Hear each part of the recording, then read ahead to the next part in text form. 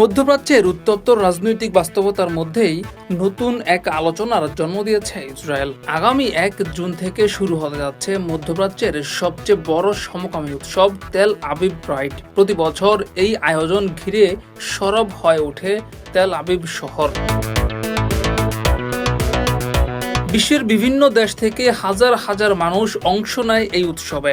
রঙিন পতাকা, মিছিল, সঙ্গীত আর উচ্ছ্বাসে ভরে ওঠে শহরের প্রধান সড়কগুলো।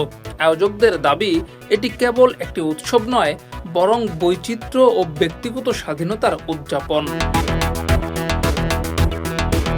কিন্তু সমর্থনের পাশাপাশি রয়েছে তীব্র বিতর্ক।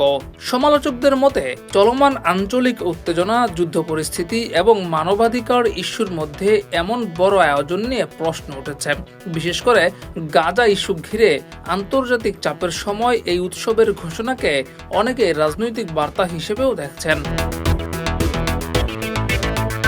অন্যদিকে ইসরায়েলি কর্তৃপক্ষ বলছে, এই আয়োজন বহু বছর ধরে হয়ে আসছে এবং এটি দেশের সামাজিক বাস্তবতার অংশ। তাদের মতে যুদ্ধ বা উত্তেজনা সত্ত্বেও স্বাভাবিক জীবনযাত্রা বজায় রাখার প্রতিফলনই এই উৎসব। এদিকে মধ্যপ্রাচ্যের রক্ষণশীল সমাজে এই আয়োজনকে ঘিরে সামাজিক ও ধর্মীয় বিতর্ক বাড়ছে। কেউ দেখছেন স্বাধীনতার প্রতীক হিসেবে, আবার কেউ বলছেন এটি আঞ্চলিক সংস্কৃতির সঙ্গে সাংঘর্ষিক। জিয়াউর রহমান, যুগের চিন্তা।